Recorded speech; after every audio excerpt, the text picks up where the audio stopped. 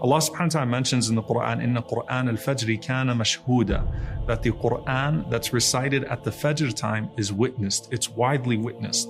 And the Prophet ﷺ explained that when you wake up in the morning, you have angels that have shifts. And so we talked about the two angels that guard you, the two angels that record. Those angels shift out at Fajr time and at Asr time. So you have the angels of the night and you have the angels of the day. And the Prophet ﷺ said, they switch those shifts at the time of Fajr and at the time of Asr. And so Allah subhanahu wa ta'ala gathers them at the time of Fajr around that person as that person is reciting the Quran at Fajr. And this is also connected to Salat al-Jama'ah, the congregational prayer of Salat al-Fajr. When everyone is coming together, you woke up طيب النفس نشيطا طيب النفس, energetic, with a good spirit, directed towards Allah, longing towards Him, and then you made your way to Salat al-Fajr, and all of the angels of each person there, your angels that work the morning shift and your angels that work the evening shift, are gathered around listening to the recitation of that Quran at the time of Fajr. And what a glorious moment that was.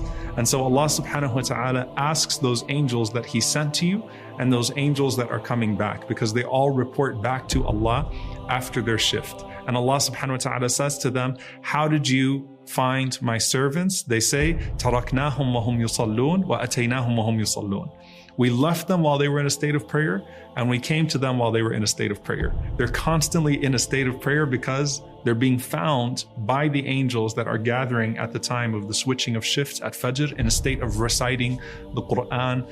And of course, the Quran of Fajr is supposed to be the longest recitation of the Quran, where we really start our days off connected to Allah subhanahu wa ta'ala. And this, by the way, connects to the hadith where the Prophet ﷺ was asked about a person who sleeps through the night and then wakes up after the sunrise. Okay, so sleeps through the night, wakes up after the sunrise. And the Prophet ﷺ said, that's a person, بَالَ الشَّيْطَانُ فِي أُذُنَيْهِ, that the shaitan urinated in their ears. So the difference between the angels being at your bedside, seeking forgiveness for you, protecting you, and then you wake up in the daytime and the angels assemble for you, your angels that work the morning shift, malaikatul nahar, malaikatul layl, the angels that work the evening shift, all gathered around you as you recite the Quran and reporting to Allah that this person was in a state of prayer when we came to them, and this person was in a state of prayer when we left them. This also has implications for our adhkar, for the remembrances that we make. The Prophet ﷺ, he said, "Saddidu wa qaribu waghdu wa ruhu wa shay'un min al-duljati wal qasd al-qasd tablughu." Prophet ﷺ said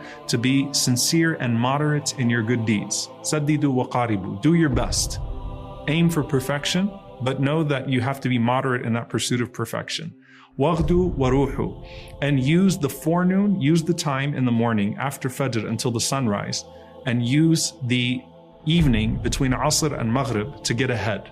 Ibn Rajab rahimahullah said, the way the Prophet ﷺ talked about the first type of deeds, he gave us the manhaj, the methodology for how we do our deeds. We set the standard of perfection, but we moderately pursue that perfection.